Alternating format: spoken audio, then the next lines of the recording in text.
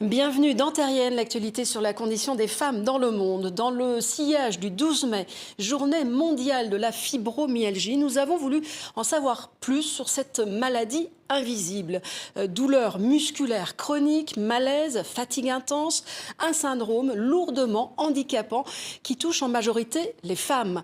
Tiffany Mazar, elle, en souffre depuis son adolescence et trop souvent, elle a entendu que la fibromyalgie, c'est dans la tête.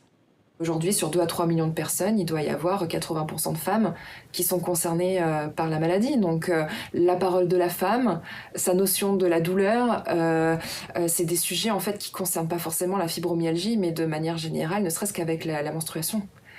Où on ne donne pas forcément de crédit à ça, et pour autant aujourd'hui il va y avoir des tests, des journalistes ou autres qui vont tester justement ce que fait la douleur de la menstruation pour se rendre compte finalement de ce que c'est. Bah ouais, on a mal. Mais est-ce qu'il faut attendre d'être dans cette expérimentation de l'homme pour avoir un aval et une légitimité de la douleur féminine, ou est-ce qu'on peut enfin nous croire en fait sur ce qu'on dit ?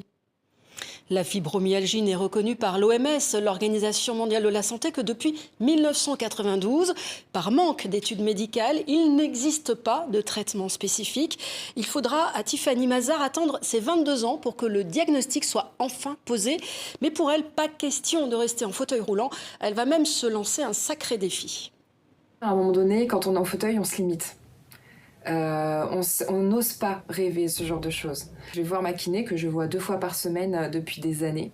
Et là, on s'est mise en mode activité physique adaptée.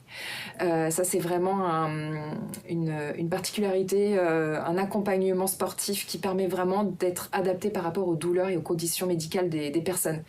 Et aujourd'hui, je le prône, mais tellement, parce que c'est grâce à l'activité physique adaptée que j'ai pu, en conscience de mon corps et en le dépassant quelque part, arriver 3 mois plus tard, gravir le piton de la Fournaise, faire 6 heures de randonnée aller-retour.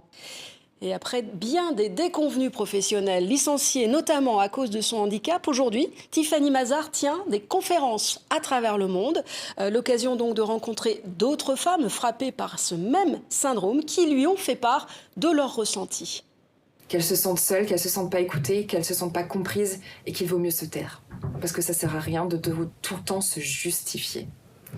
Moi, ça me fait vraiment mal d'entendre ça, parce que je le vis, mais parce que voilà, elles le subissent et c'est une réalité en fait. On cumule des tares en étant une femme en situation de handicap, pour le peu qu'on soit maman, qu'on ait une carrière, etc., à devoir gérer, mais que voilà, avec tout ça, on n'est pas trop en mesure d'être accepté, compris, etc. Bah, quand en fait j'interviens, spontanément, les personnes viennent me parler après, mais que ce soit dans les médias ou dans les conférences, pour dire mais merci, je suis moins seule. Ah, je pensais pas que j'étais en situation de handicap et que je pouvais avoir telle ou telle solution. Voilà, une rencontre à retrouver dans son intégralité sur le site de Terrienne. Bonne semaine à toutes et à tous.